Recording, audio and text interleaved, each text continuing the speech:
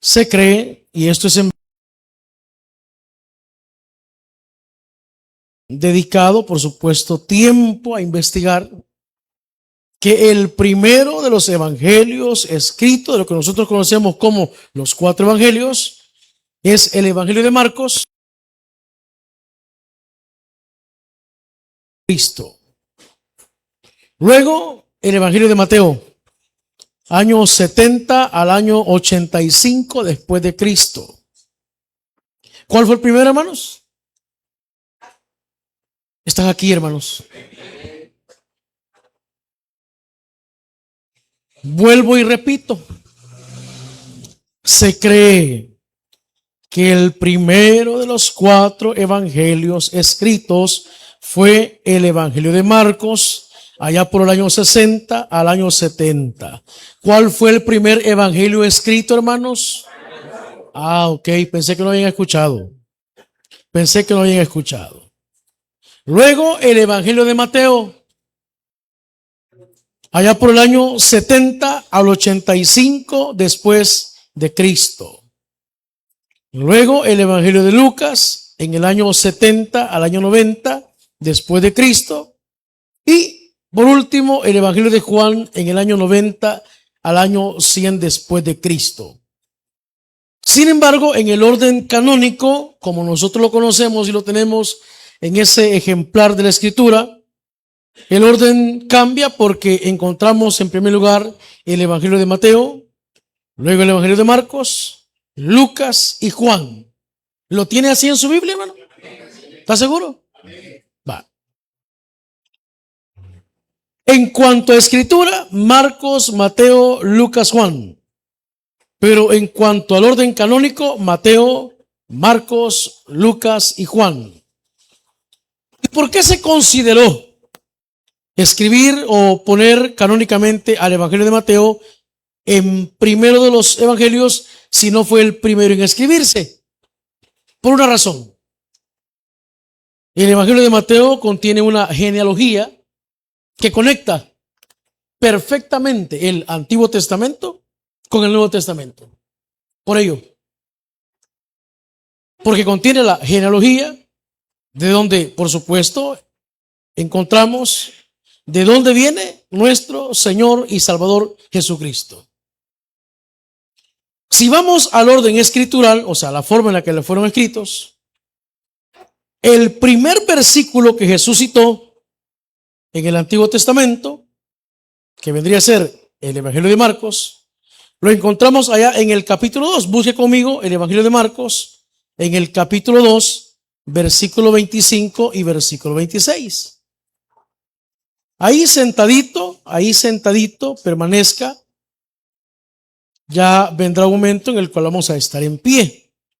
Evangelio de Marcos, capítulo 2, versículo 25. Marcos, capítulo 2, versículo 25. Esto es en el orden escritural. Pero en el orden canónico es otro. Pero veamos en el orden escritural. Evangelio de Marcos, capítulo 2, versículos 25 y 26. ¿Lo tiene? Bien, la mitad lo tiene. Vamos a esperar que los otros lo encuentren. Evangelio de Marcos, capítulo 2, versículos 25 y 26. ¿Lo tienen, hermanos? Bueno. Ahora sí. Dice esta porción de la Escritura, y vamos a leerlo honrando al Padre, al Hijo y al Espíritu Santo. Pero él les dijo: ¿nunca leísteis lo que hizo David cuando tuvo necesidad y sintió hambre? Él y los que con él estaban, cómo entró en la casa de Dios, siendo Abiatar sumo sacerdote, y comió los panes de la proposición, de los cuales no es lícito comer sino a los sacerdotes, y aún dio a los que con él estaban. Esta es palabra de Dios. Esa porción que recién hemos leído en palabras de Jesús, cada vez que usted encuentre a Jesús citando el Antiguo Testamento, sea, citando los textos del Antiguo Testamento, no es por mera casualidad. No es porque a Jesús se le ocurrió, bueno, recordé qué dijo el profeta X y pues voy a mencionar aquello. No, tiene un propósito. Tiene un porqué. Tiene un porqué. En este caso, Jesús está siendo cuestionado porque sus discípulos estaban cortando espigas para comer en el día de reposo. Usted sabe que el día de reposo fue instituido bajo la ley para el pueblo de Israel de forma obligatoria. Allá en el Génesis encontramos que Jesús santificó el séptimo día, y en palabras de Jesús también encontramos que el séptimo día fue instituido por causa del hombre y no por causa de Dios. Eso lo nos enseña la Biblia. ¿Y por qué por causa del hombre? Porque, en primer lugar, era necesario que el ser humano, hasta el día de hoy, debería ser así, reconozca que la obra de nuestras manos que Dios nos permite hacer, dentro de esa condición de trabajo, de responsabilidades que tenemos, necesitamos descansar. Y no solo eso, necesitamos apartar un tiempo para dedicárselo a Él, a nuestro Dios. Las condiciones, por supuesto, han cambiado, ¿verdad? Han cambiado.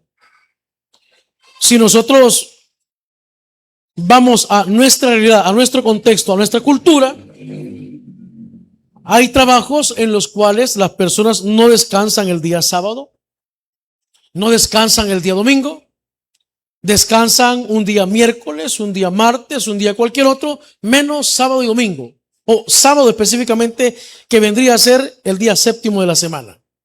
Pero ese es un punto y aparte del cual ya hemos hablado. Ahora, ¿por qué cambió tanto también esto espiritualmente? Porque Hebreos nos enseña hoy que nosotros, que nunca estuvimos bajo la ley mosaica, porque éramos ajenos a la ley mosaica, al pacto mosaico, para nosotros ahora Cristo es nuestro descanso. O sea, ya no necesitamos guardar un día, ya no. Ahora, nosotros voluntariamente apartamos un tiempo, miércoles, un viernes, en el caso de nosotros que solo tenemos 3 cultos, o el domingo, porque alguno quizá no puede venir entre semana y el domingo o viceversa. Pero no lo hacemos porque estamos bajo un pacto, bajo una ley, no. Lo hacemos porque es la oportunidad que tenemos para congregarnos.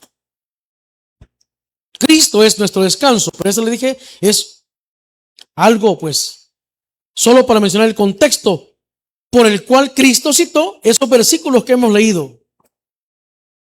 Y él aclara y dice, miren, a los únicos que les era permitido tomar de esos panes que estaban ahí dentro del tabernáculo o dentro del templo, cuando vino a ser el templo, era a los sacerdotes. Eran los únicos que podían ministrar en la presencia del Señor. Eran los únicos que podían tomar de las cosas sagradas del Señor. Cuando usted quería presentar una ofrenda delante del Señor, la presentaba a los sacerdotes y ellos se encargaban de hacer todo el procedimiento para presentar su sacrificio delante del Señor. Eso siempre fue así. Ahora, todo el Antiguo Testamento apunta a Cristo. Todo apunta a Cristo. Porque solo los sumos sacerdotes o los sacerdotes podían tomar de estos panes. Pero ahora que Cristo es el pan de vida, todo aquel que quiera comer de ese pan que es Cristo, bien puede hacerlo. Todo apuntaba a Cristo, todo apunta a Cristo. Todo apunta a Cristo. Pero en el versículo 25 y 26 que hemos leído, Jesús enfoca la misericordia y la necesidad humana por encima de una interpretación legalista. Si Jesús se lo dijo, miren, ¿Quién de ustedes, si mira a su buey, a su asno, a su animalito que ha caído en un barranco, solo porque es día de reposo, no va y lo saca? O sea, seremos tan legalistas, dijo él, aunque la ley había que observarse, pero no de una forma religiosa. Pero ¿quién de ustedes no va y saca ese animalito? Aplicando la misericordia y aplicando la necesidad por encima de una interpretación legalista. Le dije, según el orden escritural, el Evangelio de Marcos fue el primer evangelio escrito, pero en el orden canónico no es Marcos, es Mateo. Ubicado es Mateo. Entonces, allá en Mateo, y aquí es donde nos vamos a enfocar, en el capítulo 4, versículo 4, quiero que lo busque conmigo, encontramos el primer versículo, que es una cita del Antiguo Testamento, en los labios de nuestro amado Redentor Jesucristo. Evangelio de Mateo, capítulo 4, versículo 4. ¿Cuál fue el primer evangelio escrito, hermanos? ¿Y la otra mitad? ¿Cuál fue el primer evangelio escrito, hermanos? ¿Y ahora qué les pasa? Quizás no les llevaron el desayuno sorpresa, ¿verdad? Eso ha de ser. Miren lo que dice el Evangelio de Marcos capítulo 4. Es que, mira, hermano, repitiendo las cosas se aprende mejor. Se aprende más repitiéndolas. Miren lo que dice el Evangelio de Mateo capítulo 4, versículo 4. Él respondió y dijo, escrito está, no solo de pan vivirá el hombre, sino de toda palabra que sale de la boca de Dios. Va. El contexto usted lo conoce, la tentación de Jesús, una de las necesidades básicas de las muchas que experimentamos los seres humanos, de hecho hay un estudio sobre ello, es el poder saciar este organismo con alimento físico. Los entendidos, hoy bueno, se lee, se escucha, se miran tantas cosas en las redes sociales que uno ya no encuentra qué creer. Unos dicen, mire, lo recomendable sería que usted comiera 2 veces al día, dicen uno. Vea. ¿Ha leído usted eso alguna vez? Otros dicen, mire, puede comer 3. Pero la última comida usted debería hacer a las 5 de la tarde. A no ser a las 5 de la tarde vamos en el bus. Solo que nos llevemos la cocina, ¿vea? Y vayamos cocinando en el bus.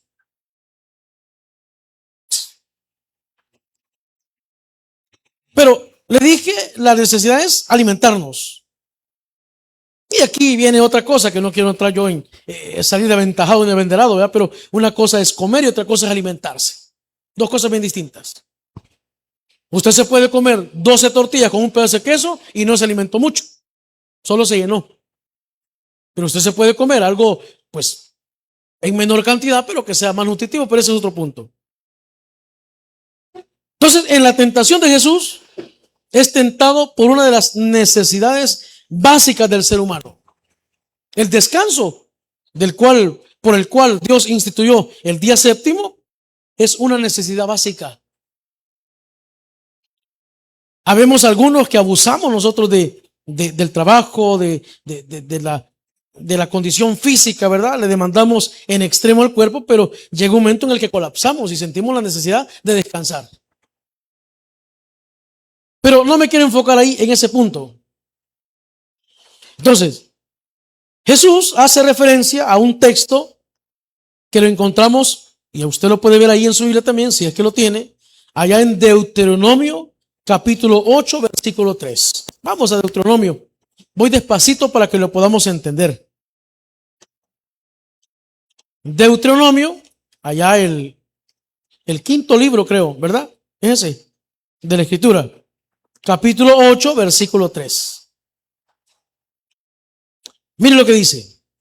Y te afligió y te hizo tener hambre y te sustentó con maná comida que no conocías tú ni tus padres la habían conocido, para hacerte saber que no solo de pan vivirá el hombre, mas de todo lo que sale de la boca de Jehová vivirá el hombre. Vale. Otra vez vamos al contexto. El contexto es que el pueblo había salido de Egipto, de una esclavitud de aproximadamente 400 años como mínimo. Estando en el desierto, experimentan la necesidad de comer, de alimentarse. Algunos dicen, mire, pero si salieron con cabras, con ovejas, con vacas, con bueyes, con animales, ¿por qué no mataron esos animales y se los comieron en vez de estar pidiendo comida? Y como no les podemos preguntar a ellos, vean. Solo que nos vayamos allá en aquel aparato que tiene el Vaticano para ir al pasado, solo que nos montemos en ese aparato, vean. Yo un día le pregunté a la IA, discúlpeme, le dije, ¿y ese aparato que dice el Vaticano que toma videos y fotos del tiempo pasado, existe o no existe? ¿Cómo se llama? Cronovisor, ahí se llama. Gracias, pastor. Y tajantemente el diablo me contestó, porque está bien, ¿verdad? Eso no es cierto. No hay evidencia. Va. Pues. Entonces, aquí en este contexto de Deuteronomio capítulo 8, el pueblo había experimentado hambre y Dios literalmente, hermano, de la nada hizo llover lo que se conoció como el maná. Literalmente, de la nada. Y usted conoce el texto, el contexto, que recibían una porción diaria que no podían guardar, porque si la guardaban se arruinaba. Y el punto es ese. Hay necesidades en el ser humano que no se llenan con pan. Vamos a la calle, presentamos el evangelismo, llevamos un pequeño refrigerio, las personas lo toman, agradecen, pero aparte de ese pequeño refrigerio, hay personas cargadas allá afuera, que aparte de ese simbólico presente que llevamos, necesitan una palabra de aliento, necesitan un buen consejo, un abrazo, necesitan a alguien que pueda orar por ellos, que pueda ministrarles a ellos. Porque hay necesidades en el ser humano, le dije y lo repito, que no se llenan con cosas materiales. Usted puede haber comido hoy 3 tiempos y no un poco más. Y esa preocupación que andamos llevando en la cabeza no se nos quita, por más que hayamos comido. Es más, algunos comemos por ansiedad. Otros por la misma ansiedad no comen. El organismo es bien complicado. ¿Eh? Es bien complicado. Y aparece también la figura de que el maná apuntaba a Cristo. Porque así como descendió literalmente ese pan, esa comida que no se conocía del cielo al pueblo de Israel, de esa misma manera Dios el Padre enviaría a Jesucristo, quien en uno de los evangelios, específicamente siempre en el evangelio de Juan capítulo 6, se da a conocer como: yo soy el pan de vida, el pan que descendió del cielo. O sea que la necesidad que experimentó el pueblo de Israel allá en el desierto era literal. Tenían hambre, fueron saciados. Y Dios en su infinita misericordia nos sacia a toda la humanidad por entero del sustento, del alimento. Lastimosamente, el mismo ser humano, que no es equitativo, que no es justo, genera que en el mundo haya hambre, que en el mundo haya tanta necesidad. Porque ¿cómo es posible que se inviertan más de 80 millones en una guerra y no se puedan invertir 80 millones en llevar ayuda a países necesitados? Y ahí donde se lleva o se está tratando de llevar en alguna medida los vehículos, las personas son atacados. Entonces, ¿es Dios el culpable? No, somos nosotros los mismos seres humanos. Somos nosotros mismos. ¿Por qué no invertir, por ejemplo, en la salud misma de la humanidad? No voy a hablar del contexto nuestro porque nos vamos a meter en problemas. Invertir en lo que de verdad es prioritario. Y es que ese problema lo vimos en escalas bien mínimas como escalas mucho más grandes. Porque en casa a veces compramos cosas que no son necesarias, hermano. A mí me había agarrado la pila de andar comprando bocinas de Bluetooth. No sé cuántos de los caballeros nos ha agarrado alguna vez esa pila, ¿verdad? Compraba una, compraba otra, y 5 o 6 bocinas. ¿Y para qué las quería usted? Solo que puse el disco móvil yo quizá para amenizar algún baile. Dígame usted. ¿No es cierto que la generación anterior nos decía, mira, cuando tengas hambre, hay agarras a mordidas, oíste ese volado? Así nos decían, ¿verdad? Porque invertíamos en cosas innecesarias. A veces teniendo, solo porque mira, pero es que fíjate que estaba en oferta, la encontré en promoción y eso es lo que yo andaba buscando, pero es así. Entonces, Deuteronomio, capítulo 8, en su contexto, vemos al pueblo de Israel experimentando la condición física del hambre, Dios proveyendo, pero dando a manifestar su gloria, su poder, que para Él no hay nada imposible, y de hecho no lo hay. Porque así como hizo descender este maná en el desierto, por medio del Espíritu Santo, se gestó en el vientre de María el cuerpo de Jesús, en quien según Colosenses capítulo 2 versículo 18 habitó la plenitud de la deidad. Digo habitó en su contexto. Él sigue siendo Dios. Él está vivo. Sigue siendo Dios. Hablo en el contexto, ¿eh? Habitó la plenitud de la deidad. Entonces, encontramos, vaya conmigo allá al Evangelio de Juan, al capítulo 6, versículo 26. Ahora sí, vamos al Evangelio de Juan, capítulo 6, versículo 26. Y no olvide que estamos citando textos del Antiguo Testamento en labios de nuestro amado Señor Jesucristo. Y el primero de ellos que encontramos en el orden canónico correspondiente al Evangelio de Mateo se encuentra en Mateo capítulo 4, versículo 4, que nos ha llevado a pues unirlos con todos estos otros versículos que hemos citado en su contexto. Mire lo que dice el Evangelio de Juan capítulo 6, versículo 26.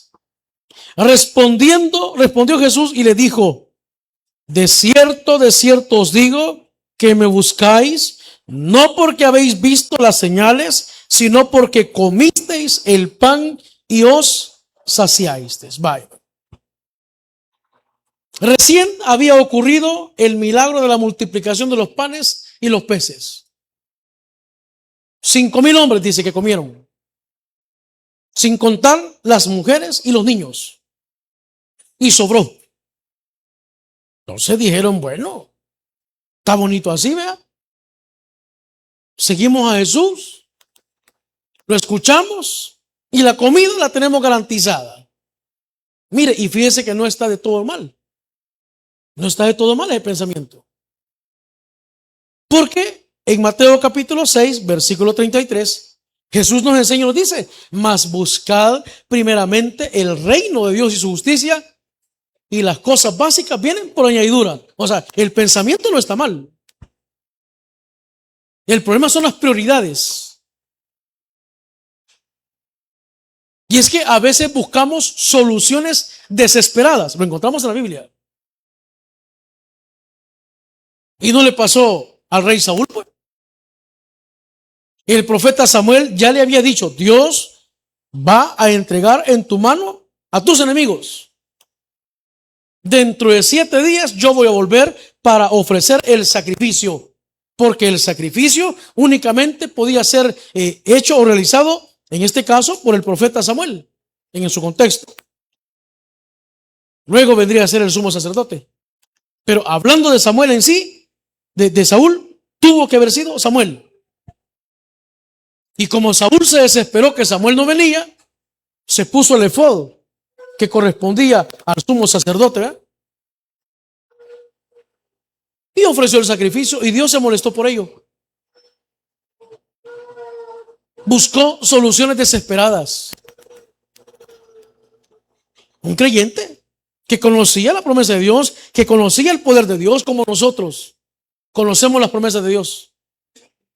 Mi Dios pues suplirá todas vuestras necesidades conforme a sus riquezas en gloria. Hay que trabajar, sí, hay que trabajar. Hay que salir a la calle, sí, hay que hacerlo. Confiando en que Él va a abrir puertas de bendición, que Él va a proveer, que Él tiene cuidado de nosotros.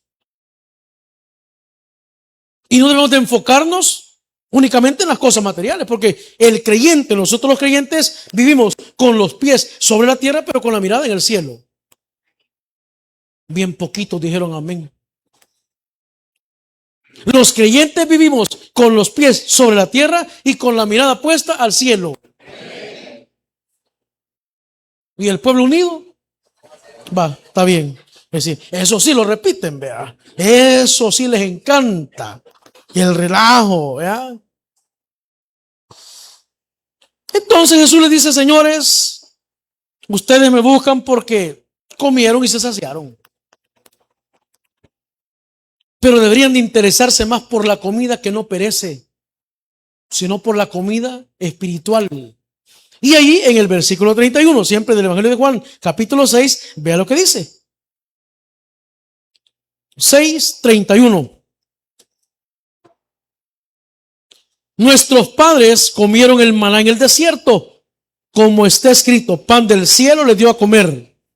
Y Jesús les dijo, de cierto os digo, no os dio Moisés el pan del cielo, mas mi Padre os da el verdadero pan del cielo, porque el pan de Dios es aquel que descendió del cielo y da vida al mundo. Vaya. ¿Y es que podemos comer hoy? Y en 4 horas que dura el proceso digestivo, vamos a experimentar otra vez hambre.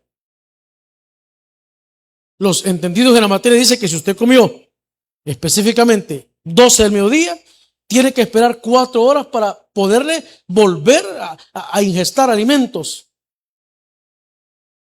Porque si no es como que estamos todavía en el proceso y le metemos más. Ahí dicen que se genera un problema, pero son datos, ¿verdad?, que encontramos ahí. Que si los atendemos, pues algún resultado, algún beneficio podemos obtener. Podemos obtener. Entonces Jesús dice, miren, citando el contexto del pueblo de Israel, mi Padre les dio maná, pero ahora les ha enviado el verdadero pan del cielo. El verdadero pan del cielo. Y continúa diciendo, versículo 35, miren lo que dice. Jesús les dijo, yo soy el pan de vida. El que a mí viene nunca tendrá hambre, y el que en mí cree no tendrá sed jamás. Vaya, hermano. Amarremos todo lo que hemos dicho. Jesús nunca citó un texto del Antiguo Testamento solo porque sí. Nunca. Él en su humanidad experimentó hambre allá en el desierto. Hambre física, de pan. Se le aparece ahí el enemigo, ¿vea? Y le dice, haz que estas piedras se conviertan en pan. Y ahí es donde viene ya Jesús y cita, no solo de pan vive el hombre, que lo encontramos en Deuteronomio capítulo 8, versículo 3. Más adelante hemos visto que el ser humano, hay vacíos que no lo llena con cosas materiales. Porque esta multitud que había sido alimentada por la multiplicación de los panes y los peces, volvió a experimentar hambre. Y ahí es la enseñanza. Esta es la enseñanza de Jesús para el ser humano. Dios dice, mi Padre ha hecho hecho descender del cielo maná, pero también ha hecho descender el verdadero pan. Él es el pan de vida, lo dijo ahí. Yo soy el pan de vida. Y el que de mí come, pues va a tener problemas, sí. No, sí que vamos a experimentar condiciones difíciles, sí. Pero va a ser saciado de bien, de paz, de consuelo, de fortaleza. Entonces, Jesús, en el versículo 35 que hemos leído,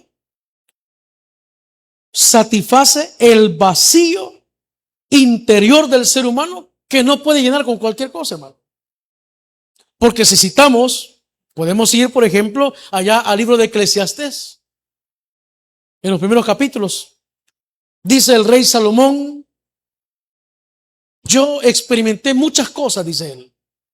La risa, compré esclavos, tuve todo lo que quise, no le negué nada que mis ojos pudieran ver y desear, cualquier cosa. Y termina diciendo en el capítulo 12 de Eclesiastés: pero el fin de todo discurso y la condición del ser humano debería ser esta: teme a Jehová y apártate del mal, porque ese es el todo del ser humano. O sea que no está malo, ¿verdad? Pues, por ejemplo, si usted tiene la oportunidad de vestirse bien, de comer bien, de ir a pasear, de tener cosas, eso no es malo. Dios permite que lo tengamos. Pero esas cosas no deberían de ser nuestro enfoque principal, ni apartarnos de Dios. Sino todo lo contrario, vivamos agradecidos, ¿verdad? Por ejemplo, si a usted lo invitan, mire, fíjese que ahí vamos a hacer una actividad y queríamos invitarlo, usted vaya, ¿verdad? Yo bromeo con los pastores en la tarde que nos reunimos ahí y les digo: hoy les he traído pan sacrificado a los ídolos. ¿Está bien? Así porque pan de una fiesta de por allá, pan de una vela de por allá. Yo bromeo con ellos, ¿verdad? Y yo lo compro ahí enfrente, pues, o sea, usted sabe que ahí lo compro, ¿me entiende? El punto es que lo primordial en el ser humano debería ser alimentarnos constantemente del pan de vida. ¿Cuántos nos alimentamos hoy del pan de vida? ¿Cómo lo hizo?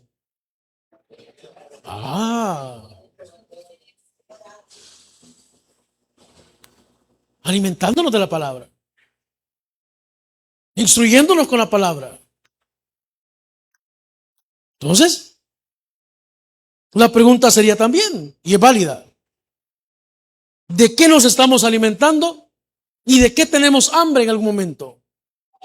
Si lo vemos desde el plano terrenal, físicamente siempre experimentamos la necesidad de comer. Y de vez en cuando a este cuerpo se le ocurre darse algunos gustitos, ¿sí o no? Sí, hermano. Sí. Unos gustitos. Y está bien, si usted puede ir y sentarse en algún lugar y comer algo pues fuera de lo común, hágalo. Otras veces comerá lo mismo que come en casa, pero no se va a tratar de lo que come, se va a tratar del momento. Le dice: mira, vamos a desayunar. ¿Y qué vamos a comer? Frijoles y huevos. Y no aquí en la casa hay, pues. Sí, pero es que no se trata de lo que comemos, se trata del momento. ¿Con quién lo vivimos? ¿Cuál es la intención de esa convivencia? Y hay veces que salimos porque decimos: mira, fíjate que he visto una promoción ahí y se mira bueno ese volado. Hablo de comida, hermanos. Sí, porque ahí en las redes sociales pueden sacar de contexto este pedacito y van a pensar que me estoy refiriendo a otra cosa. Y lo más triste, que se mira bien la imagen y en las letras chiquitas dice: para fotografía, para efectos de publicidad. O sea, en otras palabras están diciendo: mire, no se vaya a asustar cuando le sirvan el plato y no sea como el de la foto. Porque los huevos estrellados, bien chapuda la yema. Y cuando usted llega allá, hermano, todos asustados. ¿Verdad? Ya es una trivialidad. ¿Verdad? Entonces, el primer versículo, la primera cita del Antiguo Testamento en los labios de nuestro amado Redentor Jesucristo, en el Evangelio de Mateo, canónicamente en su orden, lo encontramos allá en Mateo capítulo 4, versículo 4. Hablando del pan de vida, que es Él. Pero si nos vamos a Marcos, en el orden escritural, lo encontramos en el capítulo 2, en los versículos que leímos, del 21 en adelante, hablando acerca de que debe de imperar la misericordia y la necesidad del ser humano por encima de cualquier interpretación legalista. Y termino con esto porque necesitamos avanzar con el tiempo. Hay congregaciones cristianas, pseudocristianas, que dicen, mire, la mujer no se puede poner un pantalón. Estoy poniendo un ejemplo. Sí, pero he conocido el caso de hermanas que se congregan. Tóquese, hermano, no voy a hacer. He conocido hermanas que se congregan en este tipo de congregaciones y han tenido por la necesidad que tomar un trabajo en donde la vestimenta en el trabajo es un pantalón para la mujer. O sea que solo porque el legalismo me va a decir a mí que la mujer no tiene que usar pantalones, solo por eso va a dejar el trabajo y ahí no va a comer. Esa es la condición del evangelio que citamos de Marcos. Debe de imperar la misericordia y la necesidad por encima de cualquier interpretación legalista. O sea que si le dicen, mire, usted tiene que guardar el sábado literal, y encuentra un trabajo donde usted no descanse el sábado, va a dejar ese trabajo. Y la salida más olímpica es, búsquese uno donde no encuentre, donde no trabaje el sábado. Deme trabajo usted, pues. Págueme lo que yo necesito ganar y no voy el sábado.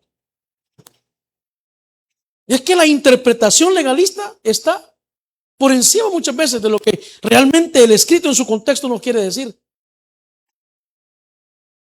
Por encima de aquello.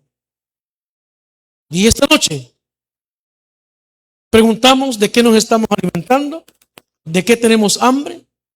Y usted y yo como creyentes que tenemos el Espíritu Santo de Dios, hemos llegado a entender que si bien es cierto necesitamos el alimento material constantemente, pero también necesitamos el alimento espiritual que es Cristo en nuestras vidas. A Él sea la gloria y a Él